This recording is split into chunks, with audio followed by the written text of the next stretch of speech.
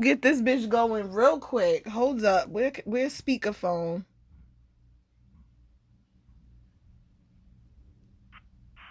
And there you go. So what were you saying? All right. So you got to announce your podcast first. Oh, you want the full treatment. Got you.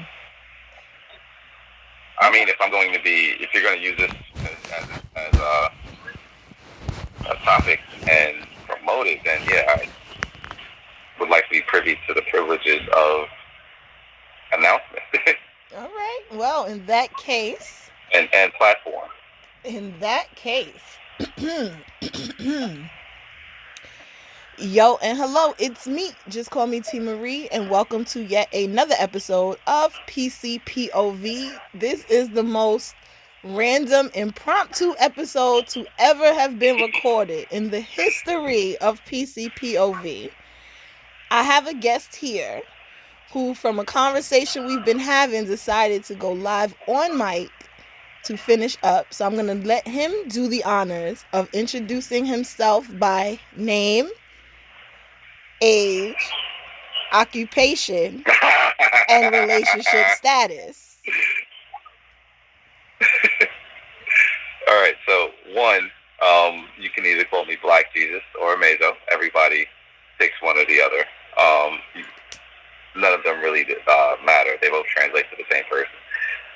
Age, you know damn well I don't tell my age, so I don't even know why you would do that. That is the full intro, sir, of my podcast, and you asked for the full intro.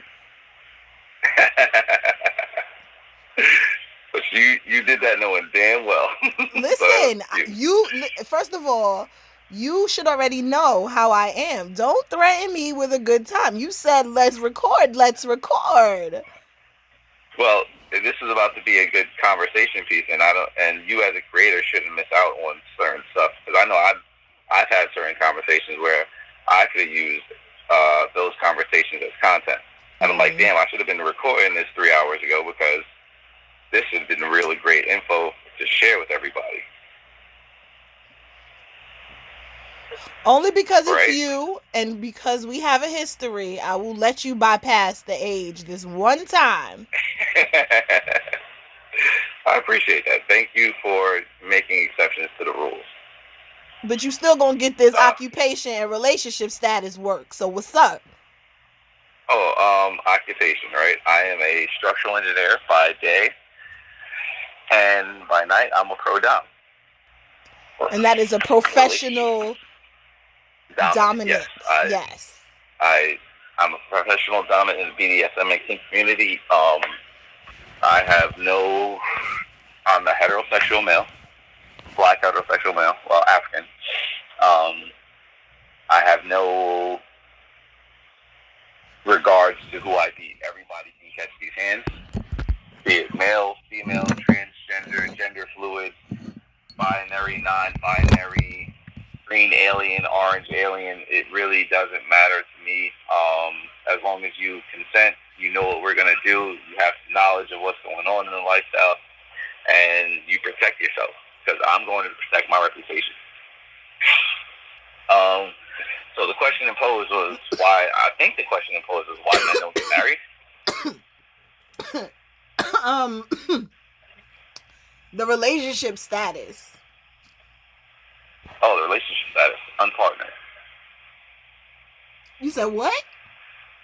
Unpartnered. You're unpartnered. Okay, so as of today. Say what I said. Oh, okay. The 9/20/20. So this whole time you had me referencing to your girlfriend, and you here talk about you unpartnered?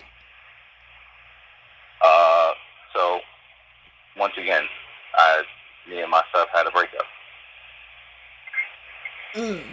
Just because you didn't know about it, and you want to continue to reference it, that's okay. She's still a very great person. We still work together. Well, that's good that y'all, I mean, it's sad to hear, I will say that, because you two were very cute together. You seem to complement one another very well. The age disparity, because you over 30s, and I know Shorty is in her 20s. So the age disparity had me shaking my head, but I seen her body and I kind of get it. So I don't even, fault you for real, for real. So I'm just a sucker who for curves is what you're saying. I mean, I ain't never seen you in nothing not curvy. If you really want to, take it there, take it there. I will try to leave it alone as best as possible. We have other topics to discuss on your platform. Yes, we do. So the conversation we were having is kind of happening, mid conversation right now, but we were talking about marriage. I was on Facebook. I happened to see someone was recently married. There was no previous, information of said engagement or said marriage until today. And, I just thought that was a beautiful thing. I was like, you know what? You found this person. You did all these things. It's not for clout. It's not for, clicks and likes. You did it because you wanted to, and you shared when you could. And you, in turn, ended up saying... a lot of men choose not to get married because it's not really beneficial for us. And I wanted to know, in what ways is it not beneficial to a man to be married? So for the younger generations, right? You can view things a little differently. And I'm saying this for monogamous relationships.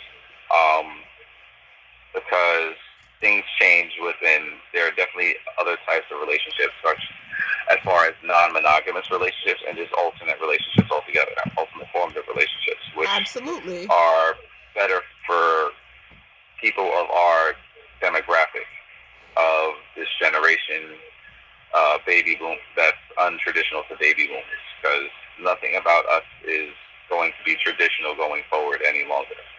We're not going to conform to what others have done for us, or have the path that they have set. We just don't fit into that mold any longer. So with that being said,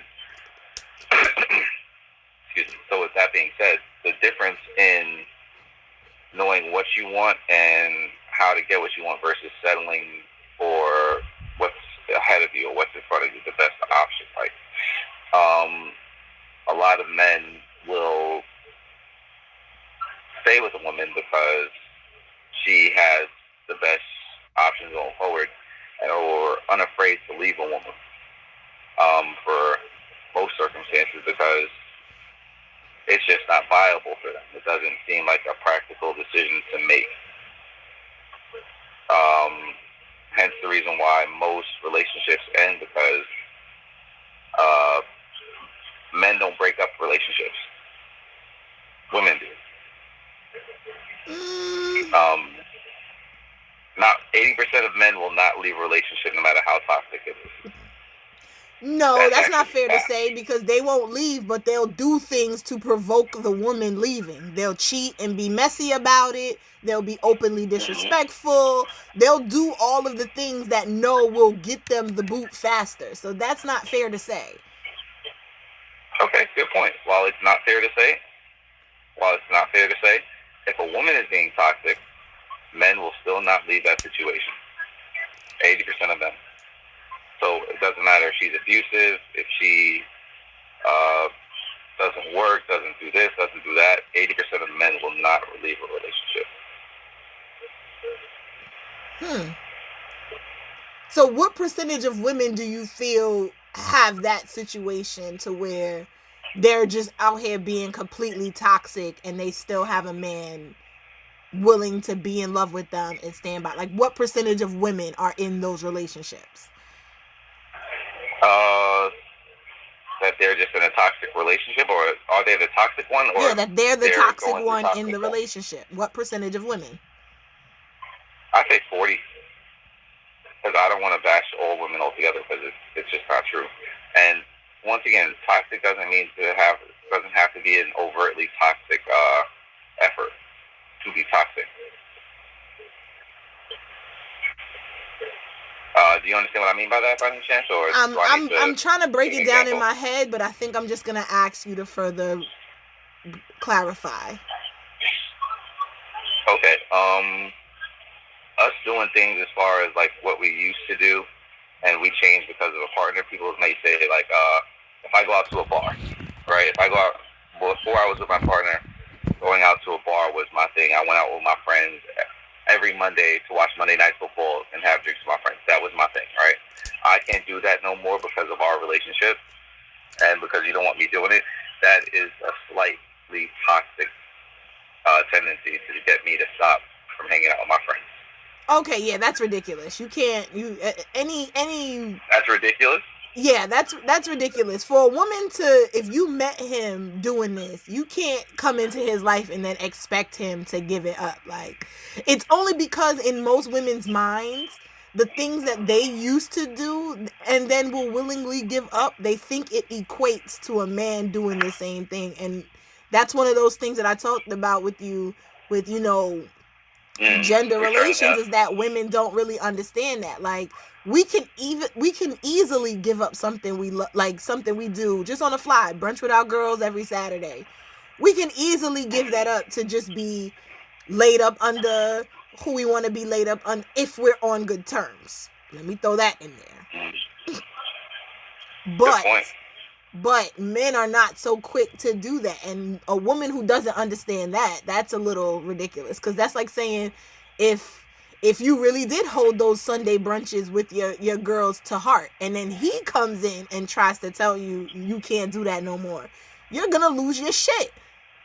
So imagine that, magnified. So I don't really see how a woman who can do that is not considered toxic. That's up there with the high level stuff. I thought you was going to say something low level, petty. No, I gotta break it down and take it to, like you say, certain levels.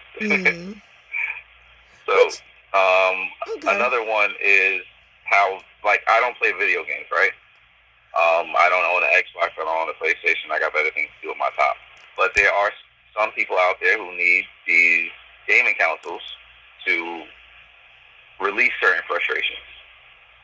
And while it's necessary for them, it is just, as I say, it's a release. It's not anything that they want to get over. It's just the same way as a sub needs a release. A guy could need a release just to go gaming. And certain times of gaming is seen as a problem for a woman because, like, she's not getting enough attention. Well, maybe this person needs to de-stress from everything going on in his life. Now, once again, I do not play video games. Video games are not my thing. Video games haven't been part of my thing for a very long time in my life. Wow, you're a very, very, very small minority. Because I think I can honestly say, in all my years, I may have only dated one guy who did not play video games. One. And that's just simply because he did not have any in his home. But I'm pretty sure he went to, like, his boy's house and shit like that and play. And I'm talking about, this is as far back as high school. So, yeah, every dude after that, I can very vividly remember some point in time video games being a big thing to them. Video games are not a big thing to me. It's not my priorities. Once again, I have clients. I got other streams of revenue to get, other streams of income to get.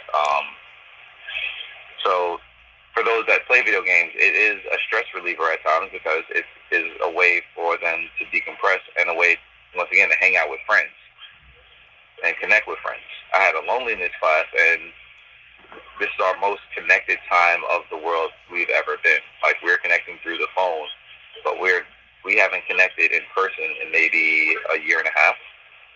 Actually, maybe 8 months. Me and you, right? We haven't seen each other in how long? Shit. It's probably more than that, because... yeah. Shit. It's been a while. So, it's definitely been a while. Right.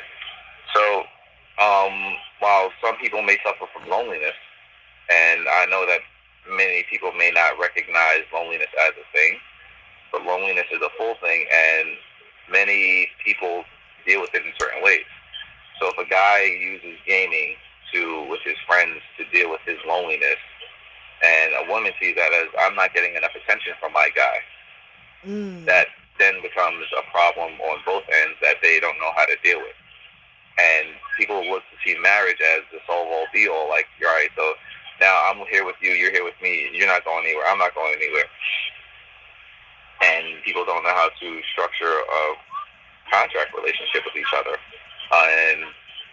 or how to just put into words and feelings like, this isn't working for me, I need something better just to work, for us to work together.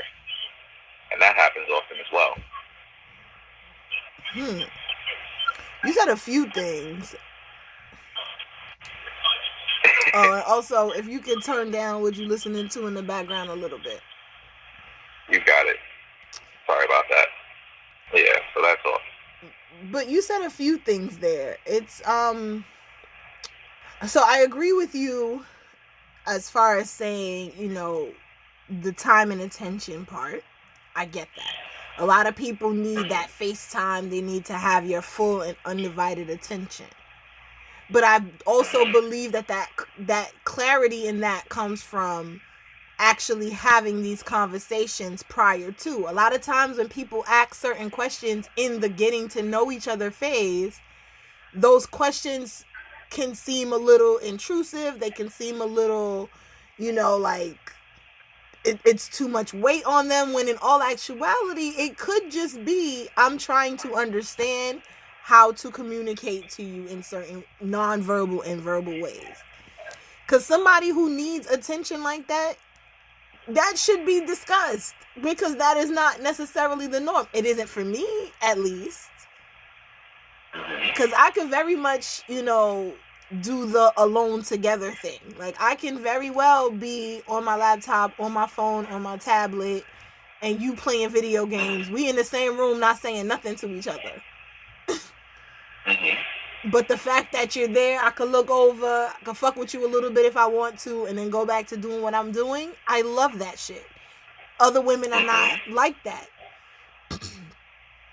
So for me... Go ahead. Sorry. No. Say what you was about to say. So, while you're great at that, right, and that is something that you're able to handle, able to do, able to feel out, and to say, hey, I have this in my bag, to where my ability to let you be you on that end of the room is easier than my ability to hamper you on this side of the room. Like, you don't need to be all over me to understand, like, hey, I'm together with you, but I don't need to be on top of you while together with you.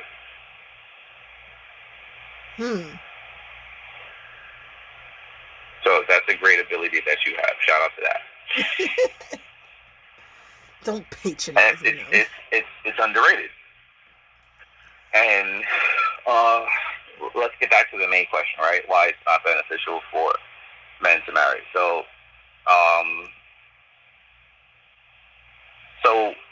I'm going to take it back to that question and go on to relationships. Many of us don't know how to relationship well. You mentioned contracting. And okay. I know that has to do with your, BDSM background and all of that. Right. So we don't take examples of contracts altogether in life. We don't take we don't make more use of friendship contracts with our friends. For example, I told a friend of a friend, because they came to me about something and they asked me for advice. And I said, well, maybe if you want to be friends with that person again, maybe you should have a contract with that person, because you like who that person is. You just don't like who that person is when they start drinking. So maybe you should have a contract with that person, like, hey, I enjoy our friendship, but I don't enjoy the friendship at risk of you being inebriated. So if you do want to drink and you do want to go out and have that kind of fun, I'm okay with you being that friend. Just know that when you start doing that, I'm going to leave, or don't invite me.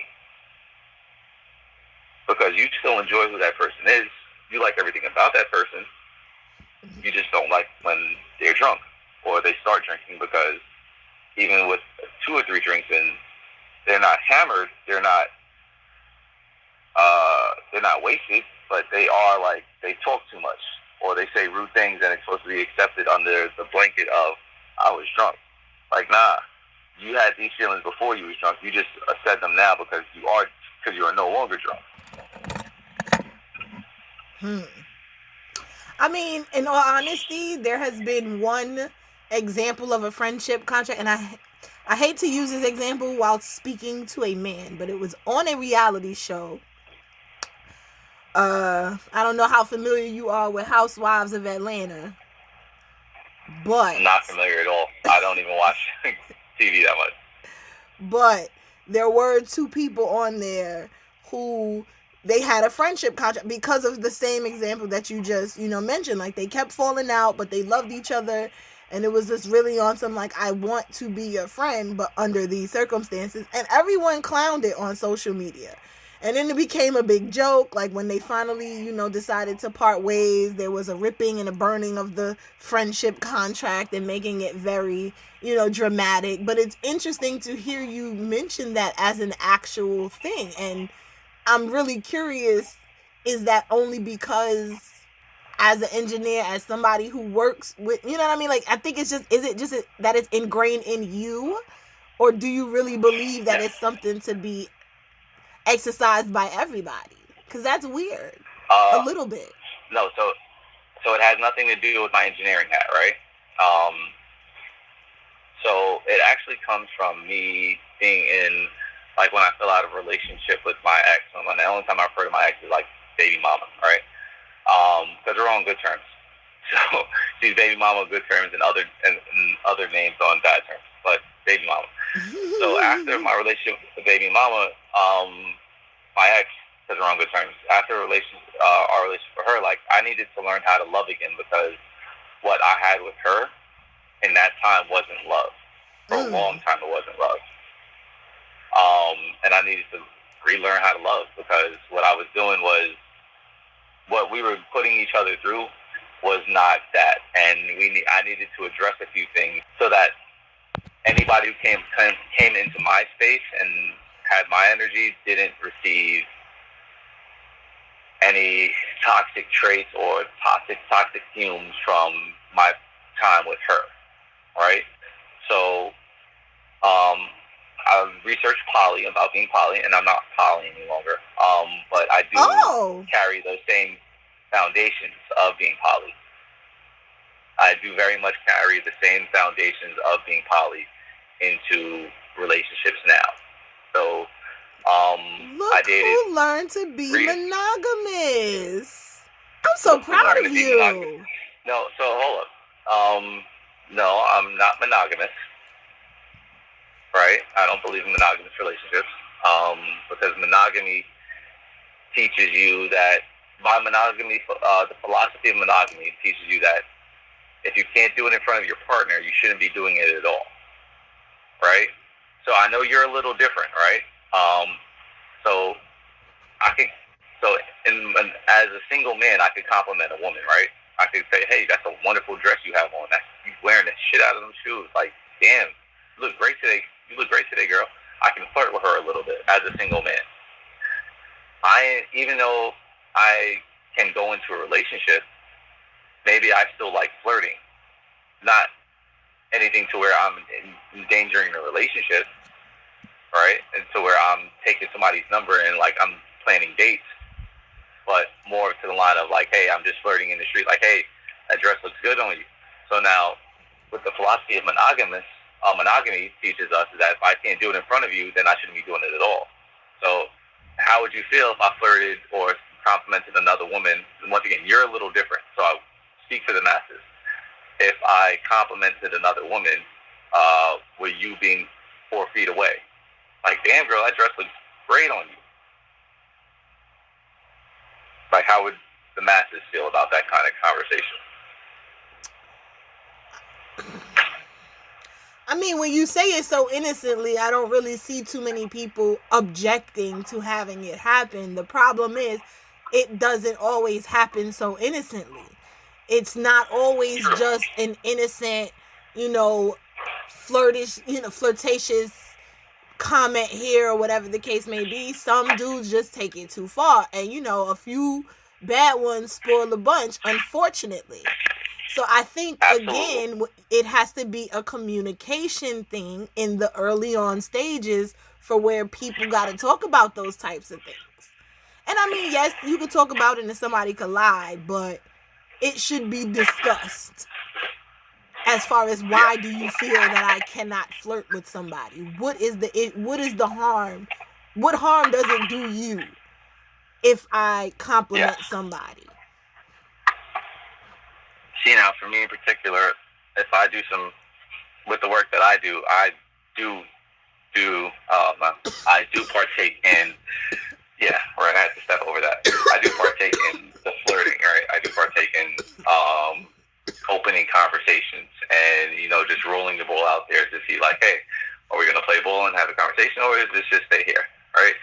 So I do have openers to where I want conversations to get started and spark conversations. Is it always like complimenting somebody? No, it can be whatever. But you brought up a great point that it's not always just that much. It does exceed its limits. And while it does exceed its limits, there are those that just like being coveted and having conversations with just flirting. Right? I am one of those people. You know that very well. That I appreciate your honesty. Yes. You know that for me, like, I brought up this term before, I'm not out there dick flinging because I don't need to hit everything walking that's not part of my life and game that I want to be associated with. You know from my reputation that I don't want everybody being able to say, oh, I fuck Jesus, or I fuck like Jesus. Yeah, I had sex with him too. Or that move he does, yeah, I know that move. When did he do that move to you? Like, did he do this on the second date? Like, oh no, my God. I have witnessed one of those conversations was highly uncomfortable. Yeah. So those conversations do happen. They do happen in the kink community as well as regular lifestyle, everyday lifestyle, vanilla people. And it happens more so in the kink community because people do participate in swing, and swingers will compare notes. So now, okay, I'm not a swinger. Well, no, because I was just about to say, like, I want you to, like, for the people who are gonna be listening and not, know anything about any of this, I want you to kind of explain, like, who you were, or are in the scene, like, what your situation is, like, how, because you did mention that you and your sub are no longer. So, like, if you could explain, like, that a little bit, no incriminating information at all, but just, like, a generalized, Okay. Once again, I'm a pro dom in New York. I do events for Bedlam, Debosh, and sanctioned events. I also get contracted out to other parties that I'll be going to, which are BDSM mainly, and then you have some swinger parties, and then you have BDSM kink or swinky parties, right? Because kink and swing. Mm-hmm. And you have those kind of parties, or sex positive parties where it's not fully swinger, and they're not saying, hey, all swingers come one, come all. But hey, if you want to have sex with your partner here, it's perfectly fine. We allow it. You go do what you do. Nobody's gonna bother you, right? So there is that much. And give me the rest of your question again. What I do and what was the other part of it? The basis of, like, your contracting of your contract relationship with your submissive and how it came to an end. How it came to an end. That's still fresh, so I don't want to get fully into that just yet. Well, no. That's why I said how and not why. I said how. Like, okay. How did you enter the relationship? How did y'all maintain? And then how did you come to the conclusion of, okay. Okay, so we started with a contract that had the span of 6 months. The contract addresses her needs and expectations and my needs and expectations. how we would address any and all issues. There's two ways to address that in that kind of regard, where the higher, what is it called? The higher the demand, the higher the protocol. And then the other way you can do it is where you break things down. You strip down all protocol. You strip down just to, hi, my name is Brian. Your name is blah, blah, blah. Your name is blah, blah, blah. Let's fix whatever we have going on and then go back into our dynamic. So there was a like a kill switch almost to where y'all react, like y'all interacted in a way outside of y'all's roles and dynamics. Yes, and that's the way we chose to do it, because it was better for us to get our thoughts and points across without having the roles involved.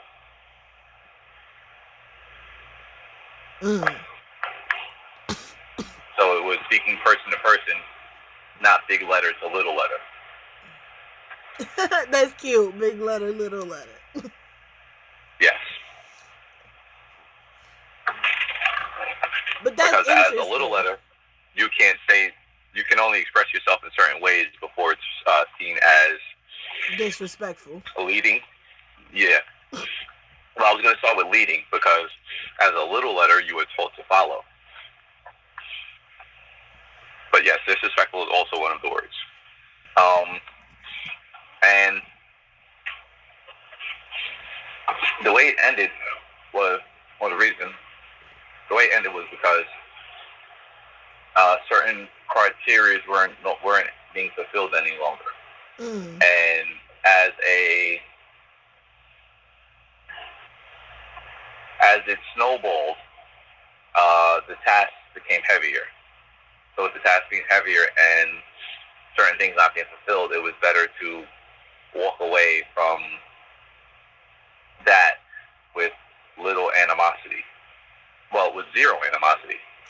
I was going to mention that because one would assume, with all of those caveats being in place in the contract, that it would be on a very amicable, it would be a very amicable split. Mm-hmm. So, let me give you another contract instead of my subcontract, right? Mm-hmm. I was dating somebody last year from Boston, and she came down to New York, and I met her at an event not this past, the winter of 2018, 2019.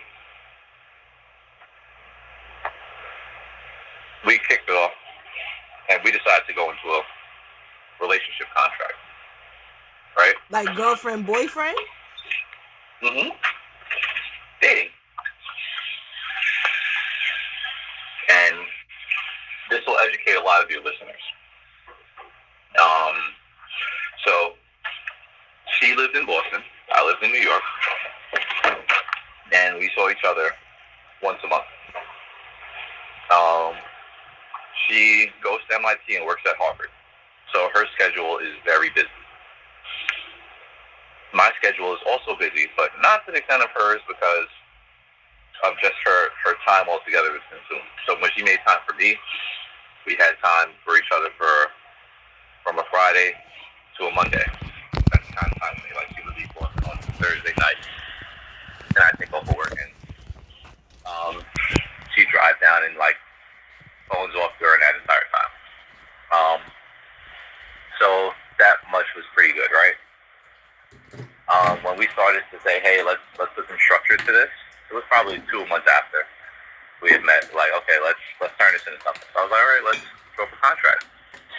Our contract, it consisted of a penalty, right? And so I'll get into the penalty and tell you about everything. So our contract, it consisted of a penalty. Now, here's where your listeners should really listen in.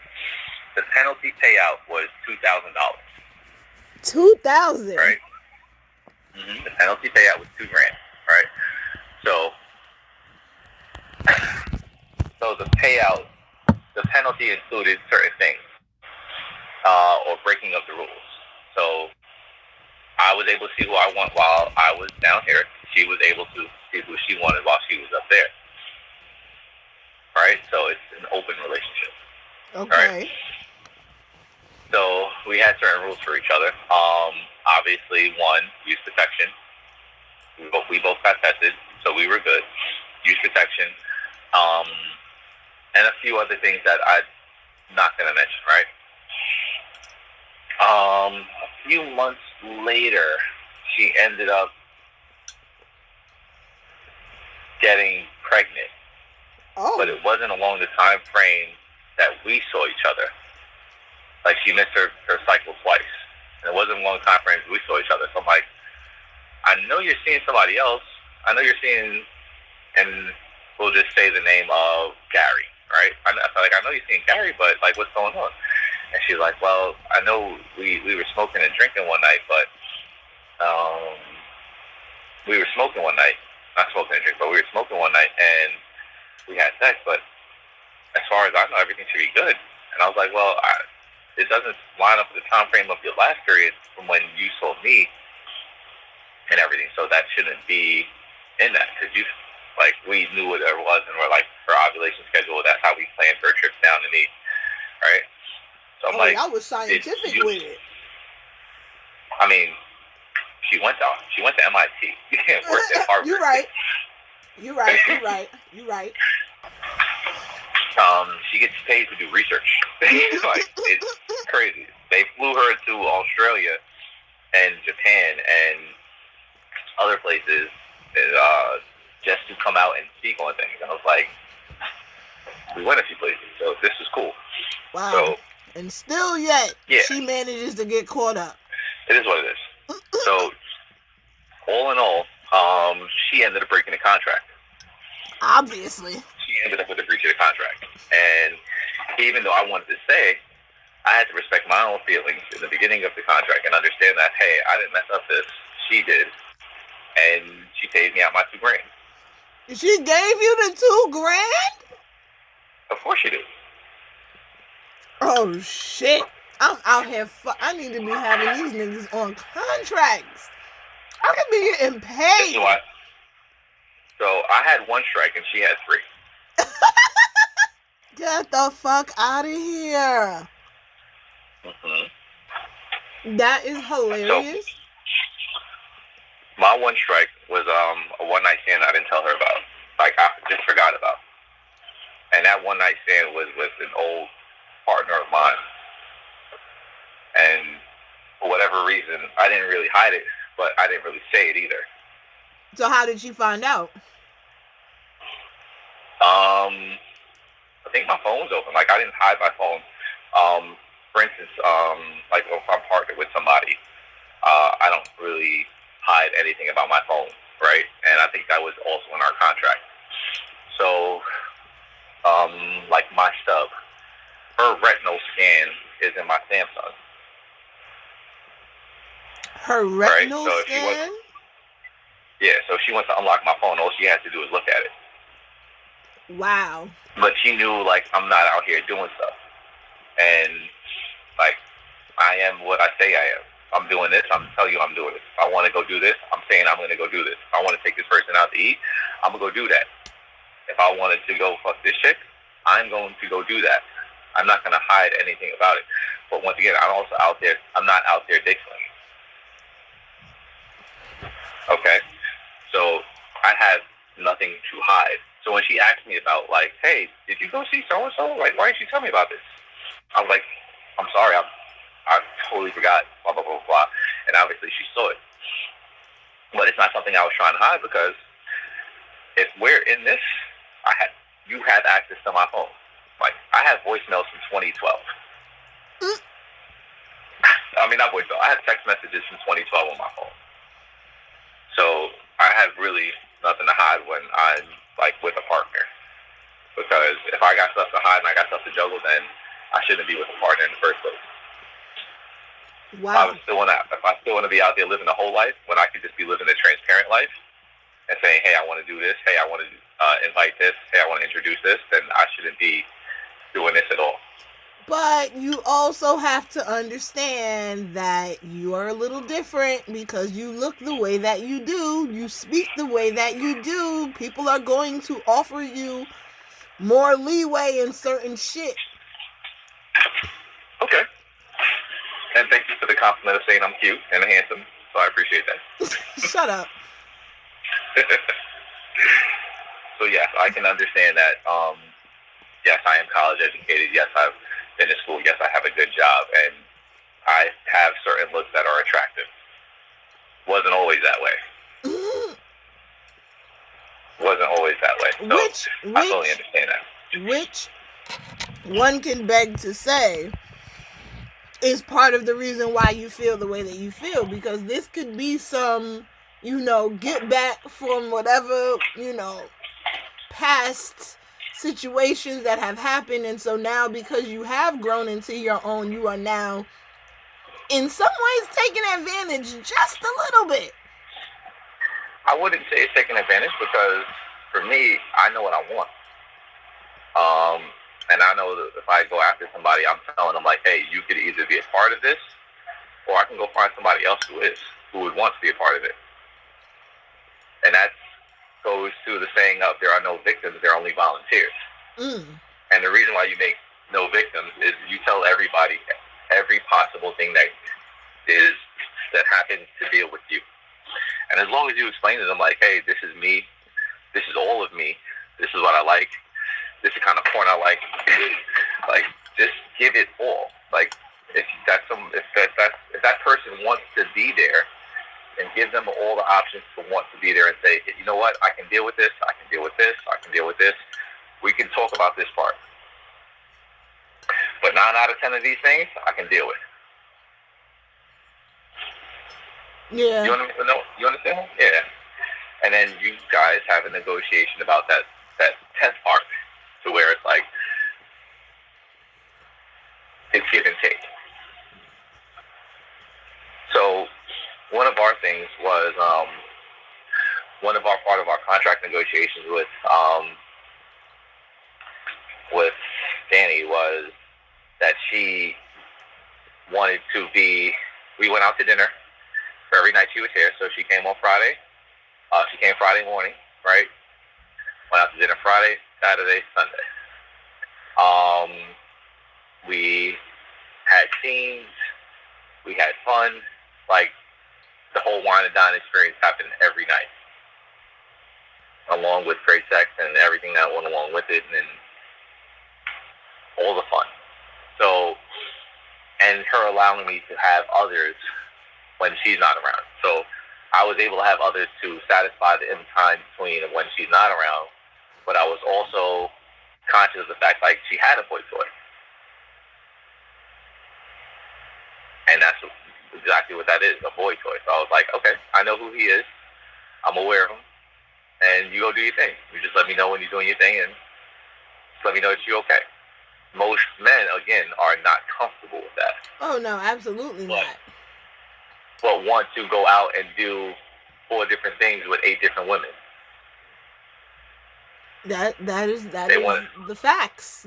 They rather take a new chick, a possible new chick, out on the first date than say, hey, pick yourself, let's go out to eat, let's go to this restaurant with their chick.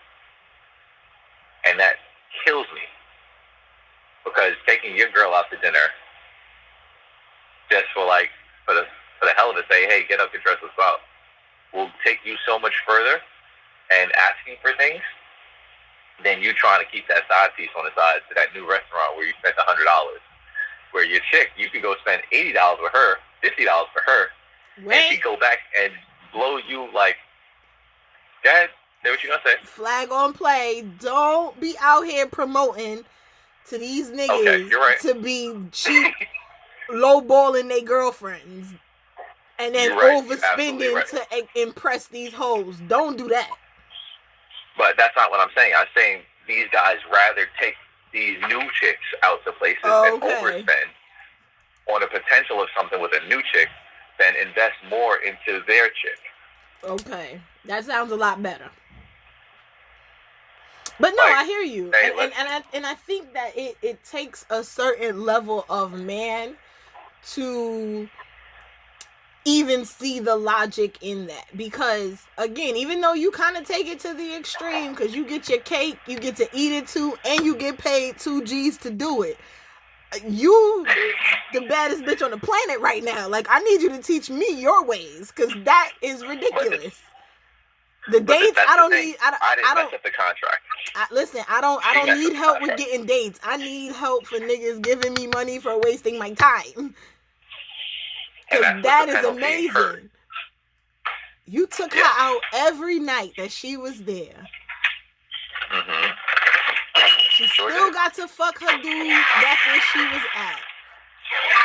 Mm-hmm. She still got to see the guy she wanted to see when she wasn't around me. Yep. And you still end up having to come out of pocket 2 G's? How you do that? Well, she messed up. Nah. There's no way. Now, yeah, she, like I said, she allowed me to sleep with others. I allowed her to sleep with others as well, but the only person she wanted to sleep with, she slept with. Wow. Right? And I didn't bring anything back. And not to say she gave me any kind of STD or nothing. That's not the case. She just got pregnant. She didn't keep it. She had an abortion. And maybe I'm going into too much, but wait, and she still had to give you the money? Fuck out of here. She still had to give me the 2 G's. Fuck out of here. Fuck out of here. Now I'm tight. I'm tight. Sis took an L. I can't. Why are you tight? Because that I've negotiated a contract with somebody else and she messed up. Like, I enjoyed that relationship. Hold on. If you're tight, I enjoyed that relationship. That was a good relationship. She's a good obviously woman. But she messed up. Did I want to take her back? Absolutely did. I did want to take her back, but that's not the smart thing to do. Because the pain was there. Her being reckless was there. Yeah. So instead of keep taking a person back, it's like, nah, that's a third strike. You got to pay up.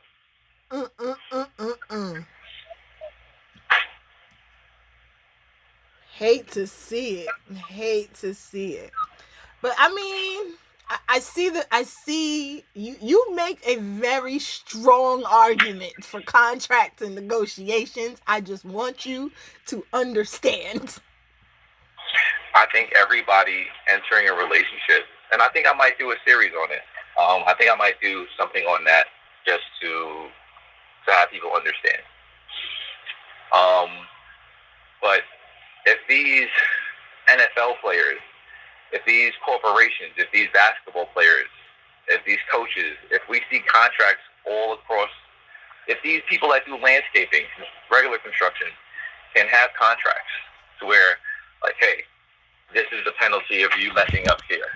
Why can't relationships have more structured contracts and this structure to it altogether? Like, hey, don't break my heart and waste my time, and then you don't have to pay me these 5 G's. Oh, nigga said the price done went up. I hear you. Listen, I'm all for it. Sign me the fuck up right now. And yeah, you can have a time attached to the price. So a person, if you invest a year into the person, like, hey, you wasted a year of my time. I want $500 for each month. And you know what? My payout to you, if I waste your time and if I mess up, I'll do the same payout for you. Relationship contracts. I love it.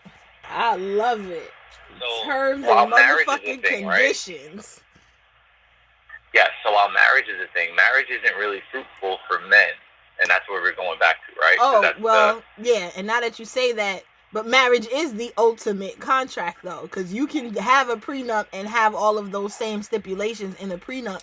People just never look at the prenup that way. They always look at the prenup of she gets half. And it's like, no. That's your negotiation. That's where you put in your morality clauses, your infidelity clauses, your this, that, and the third. I've heard somewhere that somebody put in a weight clause that his wife wasn't allowed to gain but so much weight. Yep, absolutely. And if you sign it, you have to abide. So I don't see how people think that marriage is so much different than any other type of contract. But most women see a man asking for a prenup, whether it be white woman, Spanish woman, black woman. Most women see it as a slap in the face. If without they're not even thinking, caring the rest if of they're you. emotional, yes. But if they think about it, then you could put it in there too, sis. If that nigga, if you are marrying a rich, yes, what you call it, celebrity dude, yes. You want a prenup? Sure. Infidelity clause immediately. It don't even have to be. It doesn't. He doesn't even have to be a celebrity. He could just be a regular firefighter. He could be a postman. He can be a guy working at this job. He can be the average Joe. He can be the laborer over here. He can be the. It doesn't matter. Put it into a contract to where you get what you want and you can understand what he wants. Like, say, for instance, if I'm a guy, why are you that stupid, right? Yeah. So if I'm a woman, right, and you know what, I have a healthy libido. I want sex a minimum 3 times a week, and I don't want 1 minute sex. You need to work on your stamina. Anything less than 10 minutes, I get to come back after you again. At a minimum, I want sex 3 times a week. And if you give me less than 10 minutes, then you know what? I'm coming at you again. And I'm coming at you again because my libido should be supportive of the fun I want to have. But see, this is where things tend to get a little biblical for me, because one of the key things in marriage is to not be unequally yoked. If you have a high sex drive, why would you want to marry someone who is the opposite, to where you have to beg and barter for your sexual needs to be met? Why not just marry the person who matches your energy? Mm-hmm. And negotiate everything else around. Like, it's always the basis on which people negotiate that intrigues me. Cause, like, how can I put this? Matter of fact, finish saying what you were saying, and I'm gonna come back to it. Okay, so people need to have a better understanding, like, of what can go into maybe a prenup. But most women see it as a slap in the face because they're at a disadvantage of they're giving their time and effort. Like, no, you can really make this work in your favor, because just because you add a prenup or agree to the prenup doesn't mean that you don't have the right to negotiate. Everybody has the right to negotiate their deal breakers and their needs and their rights. For instance, just because you're a sub doesn't mean you don't have rights. Just because you're a slave or a bottom doesn't mean you don't have rights. You have rights. Right? As a bottom, as somebody who wants to be hurt and beat up and all kinds of nasty, if you want to be pissed on, you have rights. If you want to be shitted on, you have certain rights. Like, you're allowed to say not in my hair. Yes. But it's all about what you negotiate. If you just want somebody to have free reign over you and free will to do whatever they want, however they want, then you're a fool for not expressing yourself better. All right? Because just because everybody hears the word relationship doesn't mean they know how to relationship. Absolutely. And that brings it back to the beginning of our conversation. Absolutely. So people go in a relationship like, hey, are we going to be boyfriend and girlfriend now? Are we a thing? Are we a couple? Like, no, you need to ask this guy, you need to ask this girl, like, do you know how to relationship? What are your past 5 interactions with the opposite sex? Like, okay, tell me about your last 5 situationships. Tell me about your last 5 relationships. Tell me about your last 5, however. Now, I don't know if you ever heard the word comet before, right? Heard the word what? Comet, when it comes to opposite sex. This person's a comet. Okay, so a comet is a person, just like the comet in the universe. A comet is a person that comes and goes, like Halley's Comet. This comes around, goes around, comes around, goes around. Just pop up every now and again. That's it. That's a comet. All right. So you need to negotiate all of that for how you want to be respected, how you want to be viewed, and how you want to, what you can and cannot accept. Like, no, I don't want to accept this, so either we need to find an alternate, or I'm going to request something higher. Like, for instance, let's put me and you in a relationship, right? Give me a don't. Give me a don't you don't want me doing. A don't in a relationship? Don't get nobody pregnant.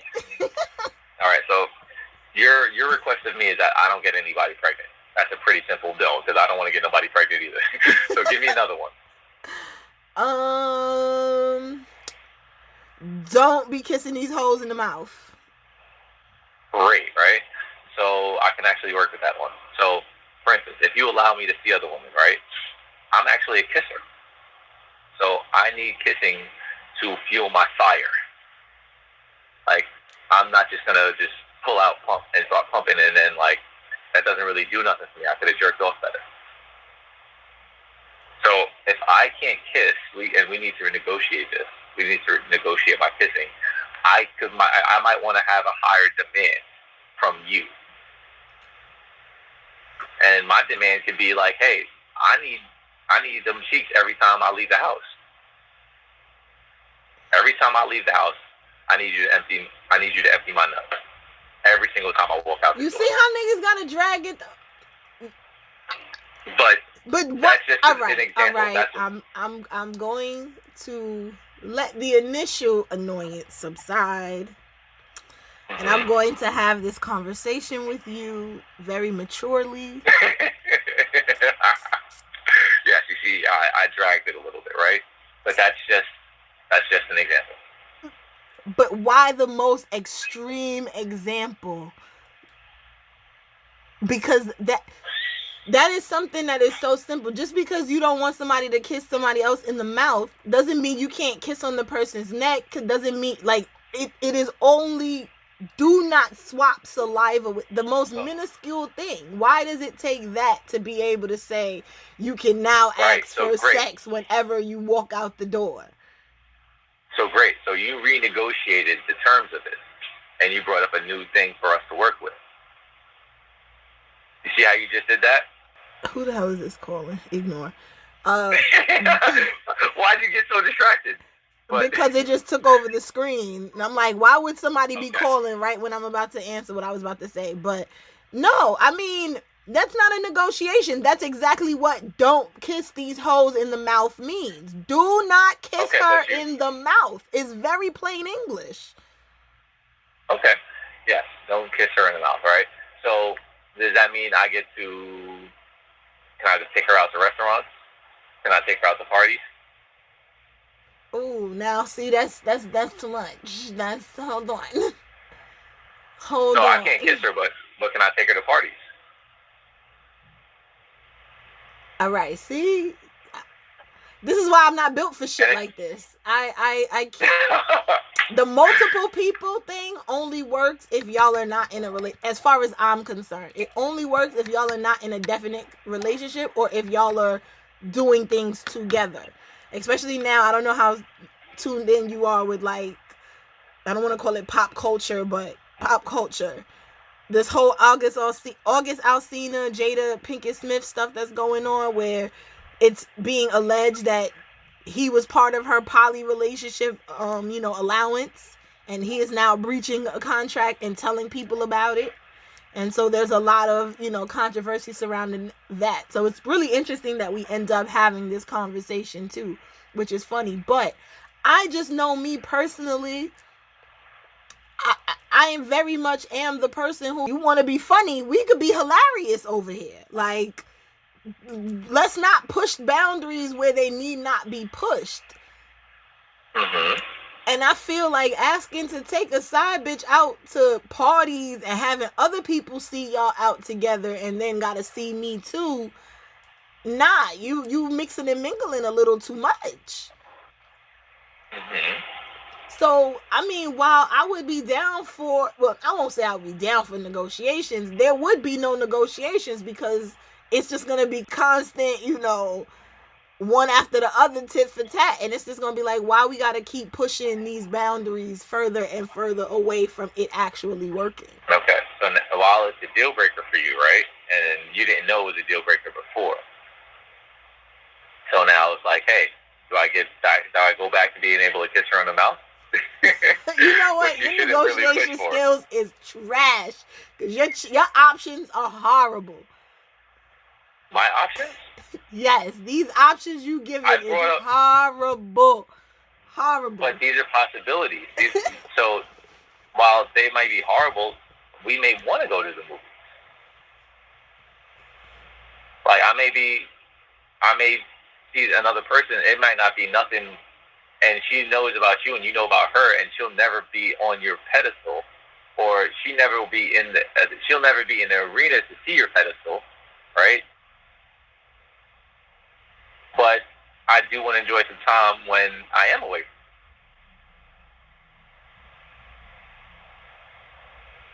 See, and then this is where my ego comes in, because it's just like, because if I allow you to have another guy, he's gonna want to take you out. That's what I was saying. Like in my head, I'm gonna be like, all right, because I will be the one to.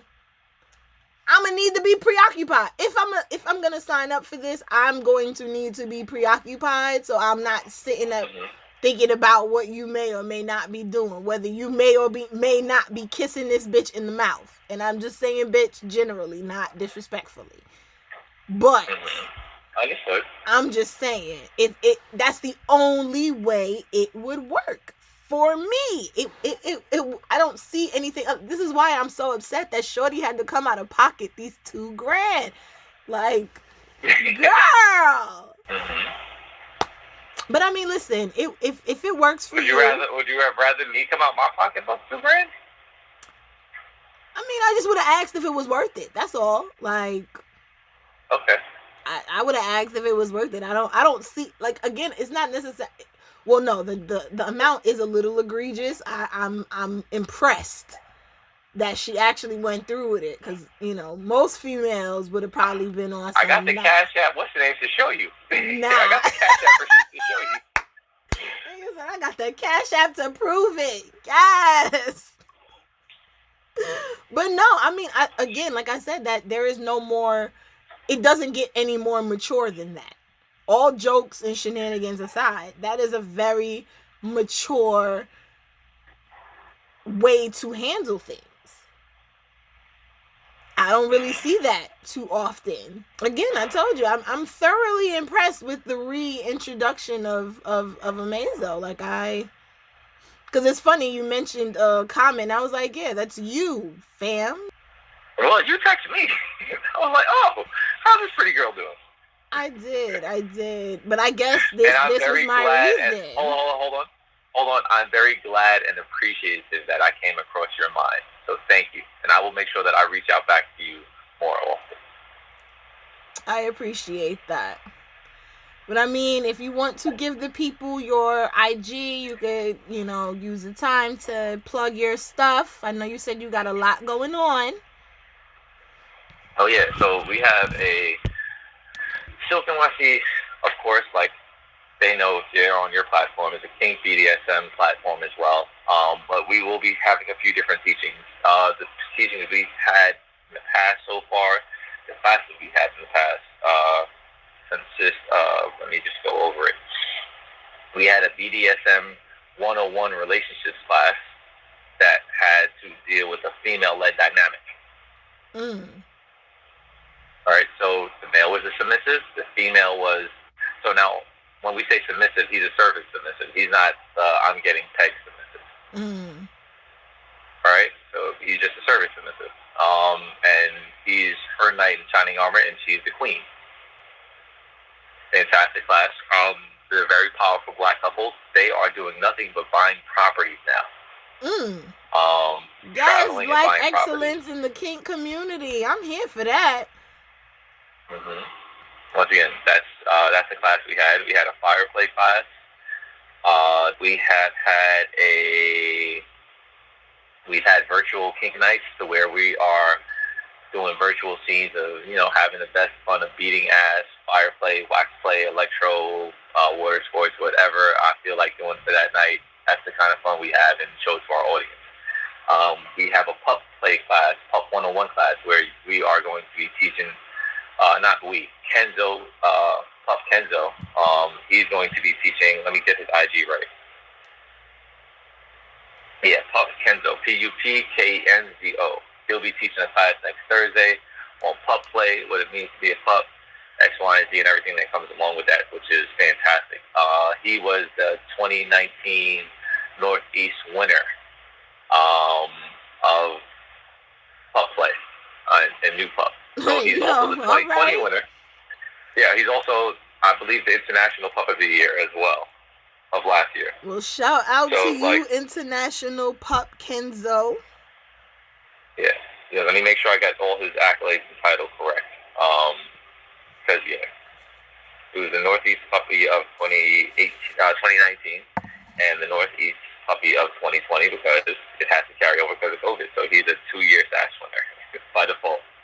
Right? And that's a very big thing to be a SASH winner. We had a boot blacking class. Our boot blacking class was held by the 2017 Boot Black of Philadelphia. And our boot blacking class, she taught us how to not only take care of your boots and take care of your leathers, but how to take care of your leather toys, your leather jackets, how to treat and restore. She did a leather restoration? Because I definitely got a biker jacket that needs to get touched. Yeah, she definitely did that. It was fantastic. But anybody who wants to reach out to her, reach out to me first. That way I can make sure I give you the right information if I don't remember her correct IG at this moment. Okay. We have a financial literacy class, 3-course class actually, on financial literacy, which is budgeting, because people have money but don't know what to do with money, and don't know how to take care of it altogether. Like, you just let it go out of your hands like sand or water. So financial literacy class is 3 classes: credit restoration, fixing your credit, budgeting, and finance 101. Okay. All right. Yeah. So you're doing a lot. Like, you're doing a lot. That's amazing. Oh, I'm not even done yet. So those 3 classes will be held as a $10 course. And if you want an individual class, it's $5. Those classes are held at 6 p.m. for each night. Yeah, very affordable. And not all our classes are paid for. A lot of our classes are free, but there are certain classes that, hey, we understand the value in it, and we don't want to devalue ourselves by asking for you for like $20, $30 for it, because this is information people need. So if you're not willing to invest $5 and to know how to spend $100, then you have a really big problem. Because if you can go buy a $100 pair of Jordans, or spend $100 on a bottle at a place, or $40 on a bottle, but don't know how to get your money correct, and don't know how to budget, or don't know how to restore your credit or fix your credit, then you have more problems on your hands than you know.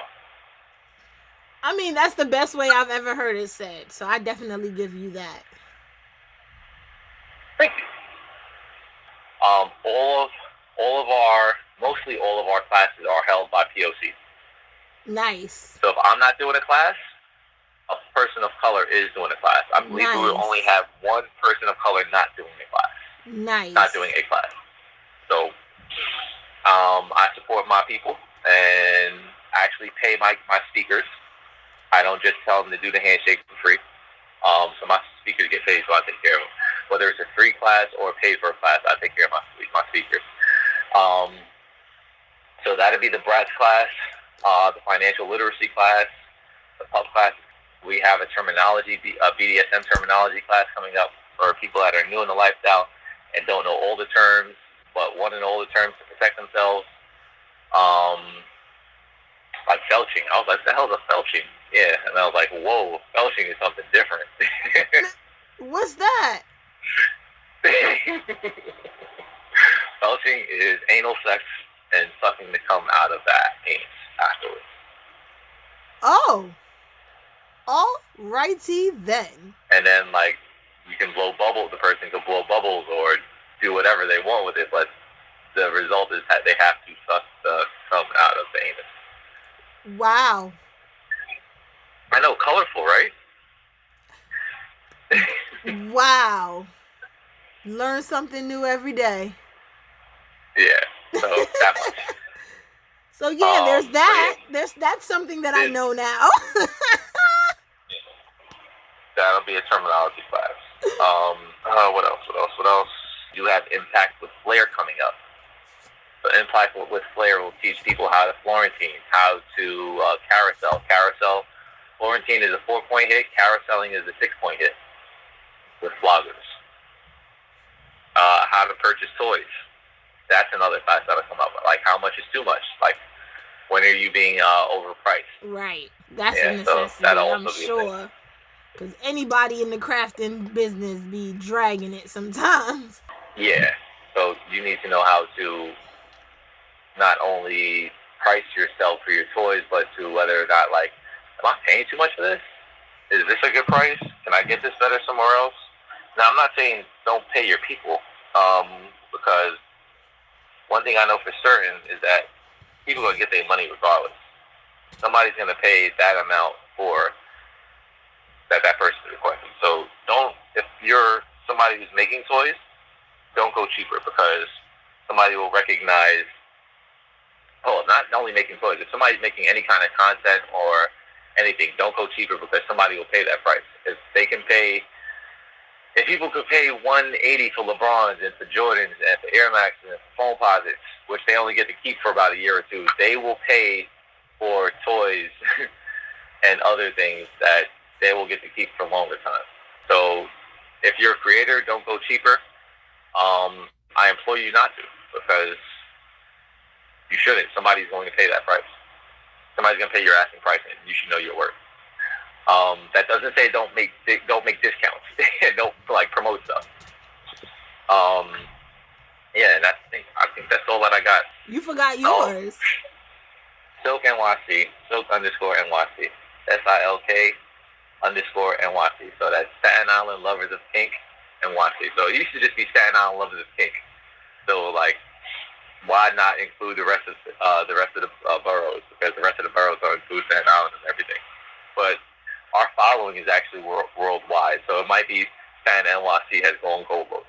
Silk NYC has gone global to be soon in the future, because we have followers in Australia, France, Germany, London. That's excluding the U.S. In the U.S., our reach is actually on both coasts, and it is astonishing how fast people have grown and gravitated towards us. So that's dope. So that is dope. Well, congrats again to you, for real. Like I said, you got your hand in a lot of pots, and they all cooking. So kudos to you. My hat is definitely off. I mean, if it ain't making, so this is actually funny, right? So, how does the saying go? If I don't have any business there, then I don't have no business there. Mm-hmm. Right? So if you're on Instagram and you don't have no business, you're not generating and you're not finding a way to do things, find a way to do things, because everybody's making money off of it. People are playing tag professionally. There's certain ways, there's ways to do everything, and don't just go to your regular job like I do. I have my other job and it pays well. That's what's up. Well, thank you so much. I'm hoping that this quality is not shot, but I guess it would be very reminiscent of my beginnings and how rough my audio used to be back then, but my people still fucked with it, so I can't even really be mad. But again, when outside and everything opens up, I definitely see myself reaching out to doing another, sit down with you in person. I'm working on a few things myself. Thank you very much. My YouTube channel. Talk about it. I'm playing around with a few different ideas, and so the more I get to talk to people, the more that I get to do these, shows and episodes and everything. My Live After 5, all of that good stuff.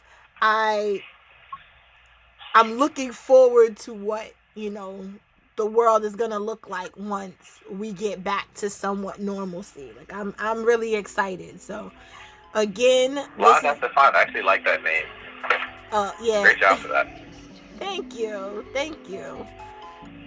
Maybe I'll be nice and add you to my Facebook, and I'll have you on one day.